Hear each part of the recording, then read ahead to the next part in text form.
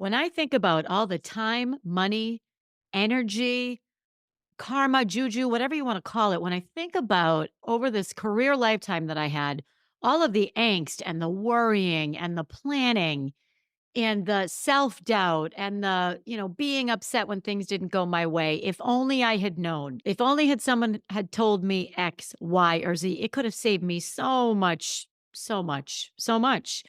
So that's what I'm doing for you today, Podsters. Today I'm talking about the top 3 things I wish I knew or wish I paid attention to you. I'm giving it to you straight, and if you stay with me, this episode is gonna change your life and change your career. Are you ready to speak up, stand out, and get your seat at the table? If so, you're in the right place. Welcome to Unmute Yourself, the podcast where you'll get real-life anecdotes and actionable tools for you to step into your strengths, debunk imposter syndrome, truly know your worth, and show up like you own the room every time. I'm your host, Nancy Medoff, who did the thing and followed my passion for empowering women like you to unleash that inner spark and become who you know you are meant to be.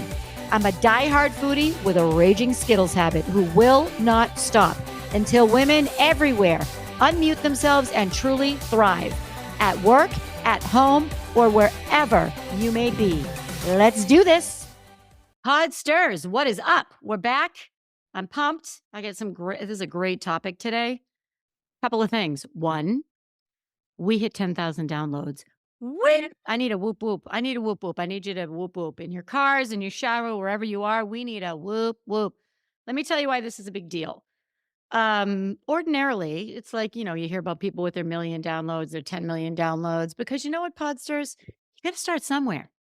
And this podcast started as I don't want to say a whim, but it started as hey, you want to do a podcast? And here we are, almost 2 years later, 10,000 downloads.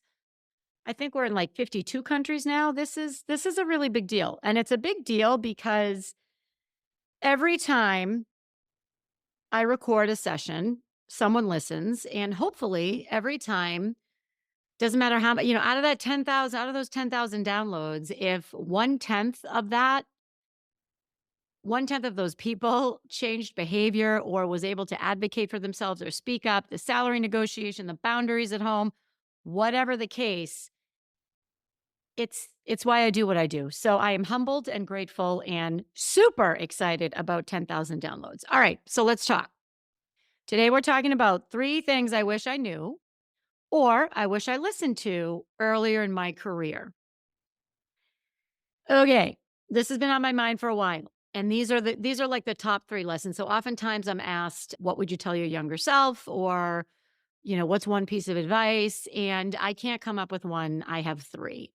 Here they are in no particular order. Okay. Not really in any particular order. Number 1, the best candidate does not always get the job.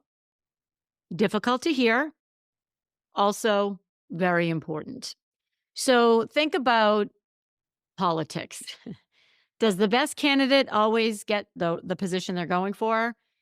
No.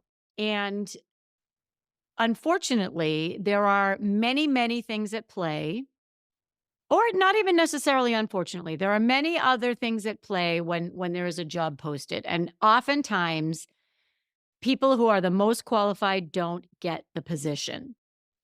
There's a number of reasons. The number 1 reason is because when that position was posted or advertised, there was already a pre-selected candidate. So the person that was hiring for the job or is hiring for the job already has someone that they know they want in the role. Kind of a bummer, because if you're the most qualified, shouldn't you be the one that gets the position? Maybe, maybe not. One could argue, well, yeah, absolutely. What if you're the most qualified, but you don't have the best people skills, and people skills are really important? What if you're the most qualified, but there's a specific niche, very specific thing that needs to be done, and you're not equipped to do it? So I would love to say the person most qualified should get the job. And I would say usually that's the case, but there are special circumstances. But that's not my point. My point is, many times a position is posted and there's already somebody in mind. So what you need to do before you post for the job, understand, is there who else is going for this job? And is there somebody that's already being considered? I'm not saying that you should obsess about the other people posting. I have never believed that. In my 25 years in sales, I never worried about what the competition was doing. I focused on what I was doing. That didn't mean that I turned a blind eye to what the competition was doing. Important to know who else is out there and what they're saying as a data point. Probably not going to change my behavior, but would be good to know. And maybe I would adjust my strategy a little bit. So I remember in my career, there was a position that I was going for, and the hiring manager did everyone a solid and said, listen, there is a strong internal candidate. And I wanted to go for the job anyway. And I talked to my boss at the time who would always give it to me straight. And she said, okay, so this person's telling you that there's already somebody they want. I said, yep. And she said, okay, and you're going to go for the job anyway. I said, yep. She said, why? I said, because I think I can talk them into hiring me. And she said, okay, what do you think's going to happen if this person said, we have a strong internal candidate and you post for the job anyway and you make them go through the whole process of talking to you? Sure, you might be able to get on their radar. And at the same time, you run the risk of either appearing to be arrogant or wasting their time or not understanding the position. Because if there's somebody already slotted for the position, there's a reason. And you need to decide if it's worth it for you to put your name out there. I'm not saying you should or shouldn't. There's pros and cons to both. I went down a little rabbit hole there because I remembered when that happened. I ended up not posting for the position. And the hiring manager actually said to me, I know you were interested in this job. You know that we have a strong internal candidate. I want you on this team. This is not the right time. So I had a really great conversation with the person. So there you go. So that's the number one. Number one, there are many times somebody pre-selected. Okay, so the number two reason why the best candidate doesn't always get the job is because just because you're the best candidate doesn't mean you did well on your interview. Now, the interview should not be the only deciding factor, and usually it's not. However, it is a very, very big part of the process. So when you have a company that has a fairly organized or well-run human resources department, there's recruiting, there's human resources, there's interviewers, sometimes and oftentimes more than one. There could be an interview panel. There are ratings for the interviews. There is the hiring manager or human resources will factor in your last few performance appraisals. They factor in feedback from the team. There's a number of specific structured data points. And then there are also non-specific structured data points. I'm going to talk about the specific ones first. So, for example, think about, okay, one time I was hiring for someone and I was hiring for a position. And there was someone very qualified on my team that was going for the job. We had to, it was a promotion within the team. And I really wanted to hire him. I thought there was no question he was the best person for the job. And we interviewed him. We went through the process. It was a team of interviewers and there was a very rigorous process. And he completely bombed on the interview, like bombed, did awful. It was embarrassing. I was embarrassed for him. I was embarrassed for myself. Like it was just awkward. He's a great guy, really good at his job. He's froze.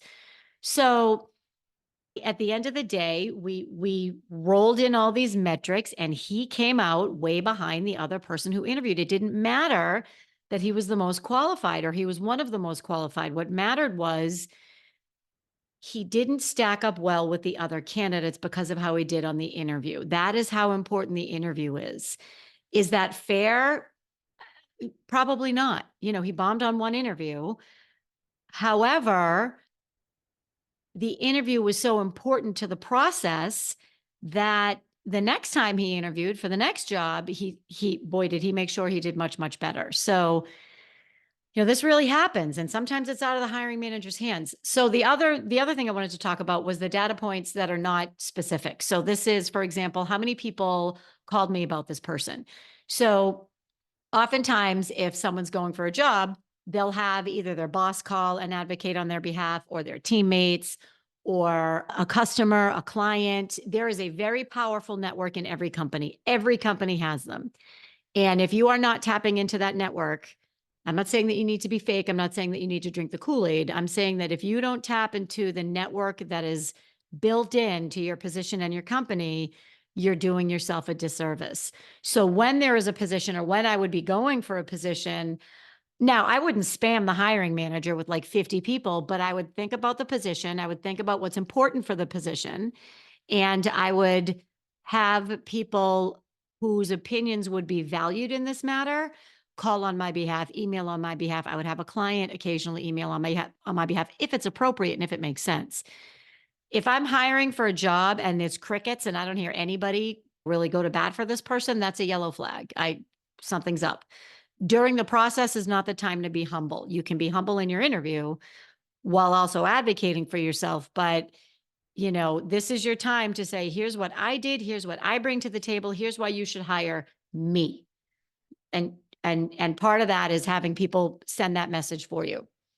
So I want to get back to this internal network that's at every company. So there's a network that's at every company. You know it if you work for a big corporation. And even if you own your own business, there's a network within your field. So you get to decide how much you tap into that network and how much time and energy you spend. Some people spend a lot of time and energy, and that's what they want to do. They want to spend all their time networking. They think it's really valuable. And I think some people go a little over the top.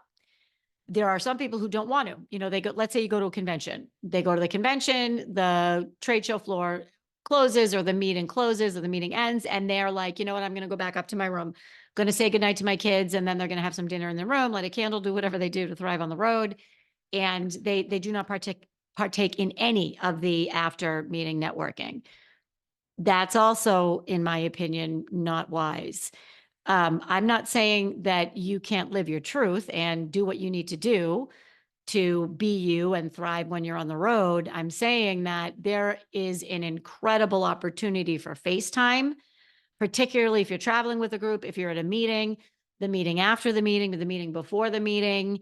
And you are welcome to remove yourself from all of that. Understand that there may be some unfortunate negative consequences to that.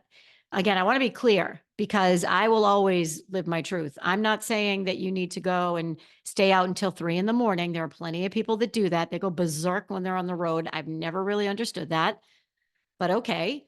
I'm saying maybe you go for one drink. Maybe you go for dinner and then leave after dinner. Maybe you go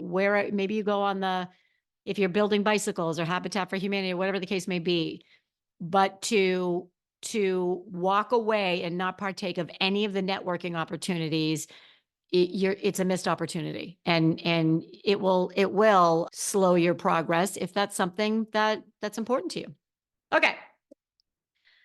So the number 2 thing that I wish someone had told me, or I wish I listened to, was that a promotion is great. A new job is great. Don't worry about a title and don't worry about money. Now, I want to be really clear here. Both of those things matter. Salary matters, title matters, depending on where you are in your career and what you value. I personally have never really been about titles. And at the same time, if a title is going to get you more resources, or if a title is going to send a stronger message about your role, if a title is going to give you street cred, so to speak, there are some companies that unless you're a VP, you can't get anything done. No one will talk to you. No one will actually take action unless there's a vice president in your title. So it depends on your company and your company culture. Sometimes it's important, sometimes it isn't. If you are busting your ass and you've been doing the job of 3 people and this has been happening 6, 9, 12 months, and you still haven't been given a title or the job recoded to reflect what you're doing, not okay. Not okay. So I'm not saying chase the title. I'm saying understand that in certain circumstances, it's important. So let's talk about salary. Salary is very, very, very important over here at Unmute Yourself, the podcast. In fact, salary negotiations are so important to us over here at Unmute Yourself. There's a whole chapter in the book dedicated to this. So money isn't everything. And at a certain point in your life, you worry less about money and more about being fulfilled and more about living your truth and more about being in a role where you can make a difference. And that's the holy grail. That's wonderful. That to me is everything. At the same time, If you are not earning a salary that you think you deserve, that's a different story. So there's a difference between chasing the money or accepting a role where you're underpaid. I'm going to give you another example. Very early in my career, I was very young. This was probably one of my first one of my first big sales promotions. I was asked to post for a role, asked to interview for the job by the hiring manager. And I interviewed, they offered me the job, and it was a promotion. It was a new role. It was actually a new role building a whole new sales team. So it was going to be a rigorous job. And the person hiring me said, "You did great on the interview. I want you in this job. You did a great job. We're so happy to have you interested. Unfortunately, I'm not going to be able to give you any more money." Okay. So what I said at the time, and sometimes things just come out of your mouth and you look back and you say, "Oh my God, I can't believe I said that. Did I really say that?" And sometimes things just come out of your mouth and you think to yourself, "Wow, I'm glad I said that." So this was one of those times. I had had no training on this. I was a very young junior salesperson. This was a long time ago. Women were still earning a lot less than men. It's a whole nother conversation. And I remember saying to myself, this doesn't feel right. This doesn't feel right. They wanted me in this job. They want me to leave my current role. They came after me. It's a big job. It's gonna be a lot of work. I know that I can add value, and I know they need me. They need me in this role. And they're not gonna give me any more money? I don't understand this. So what I said was, again, unplanned, I said, I'm gonna need to think about this." And the hiring manager said, "Well, what do you mean you need to think about it?" And he was kind of put off. And I said, "You're telling me that you value me and that you want me in the role, yet by not giving me any kind of a salary increase, that says to me that you don't value my skills in this role, and that how you value my skills in this role is different than how I value my skills in this role. And that doesn't really feel comfortable to me. And I need to think about it before I say or do anything. I need to think about it." And he was really, really blown away. He was blown away. And he's like, "Well, don't take too long to think about it," or something like that. And I said, "No, I need to think about this. This isn't what I was expecting." That's another great way to buy time, by the way, without playing your hand, is this isn't what I was expecting. I'm going to need to think about it. Okay. So I said, I need to think about it. And, I appreciate the opportunity again. And actually, I knew him pretty well. And I said, "I don't understand how you can tell me that you value me in this job, and you are asking me to do this without giving me any kind of salary increase. I cannot reconcile that in my head. I can't get my head around it. And I'm going to have to call you back. I'll call you back tomorrow." So before the day was even over, guess what happened, Podsters? He called me back and he said, "Well, I was able to get you some more money."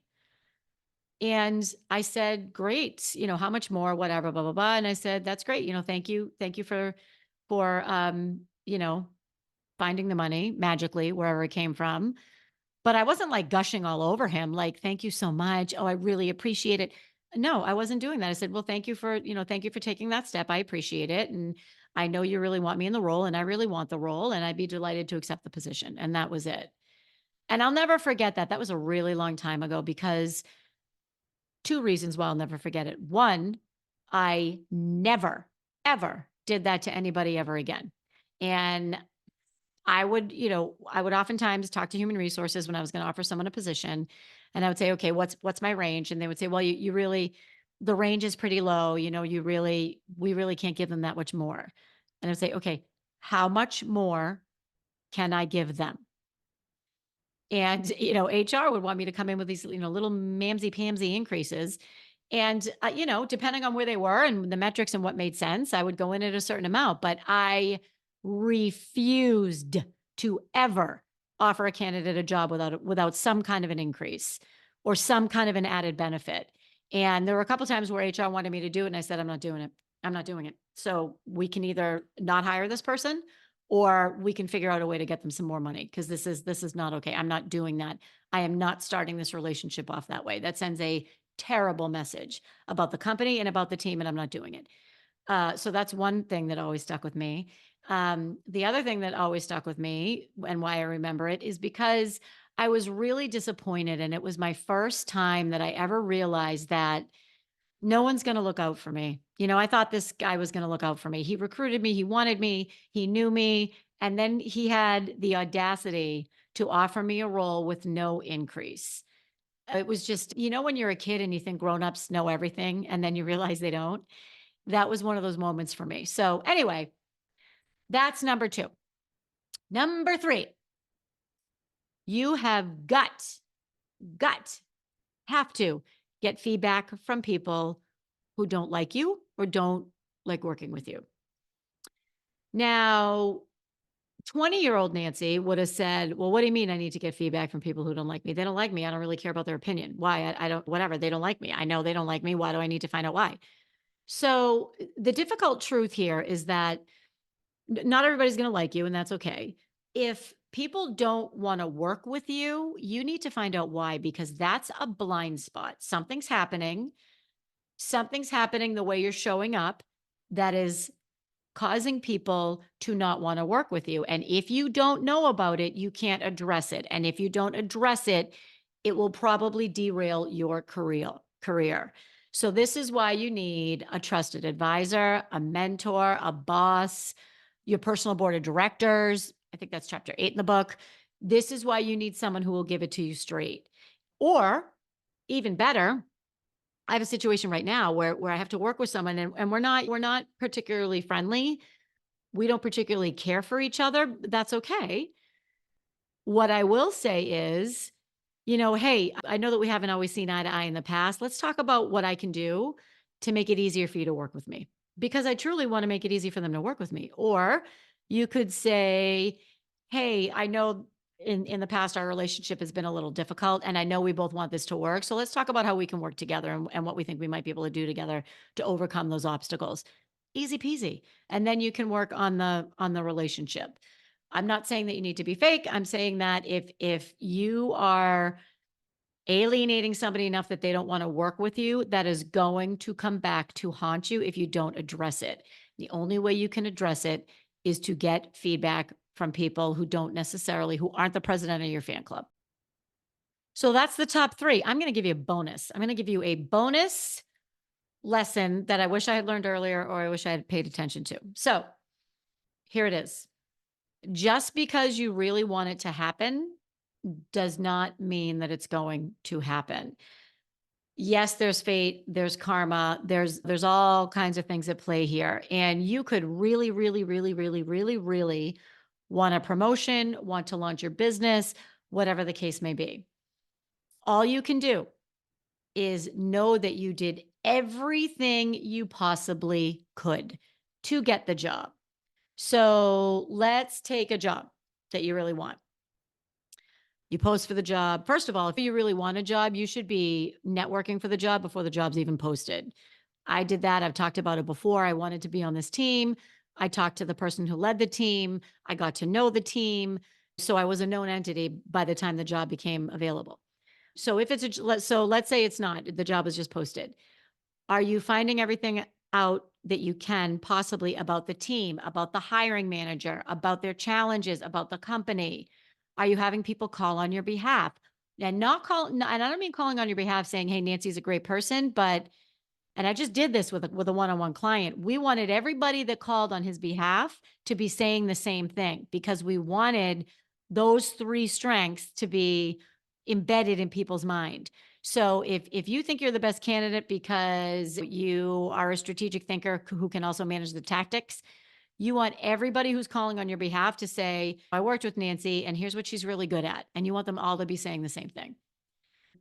If you are going for a job and you're not practicing for the interview to the point where you can't even stand the sound of your own voice anymore, you're doing yourself a disservice. You have got to keep practicing and practicing and practicing.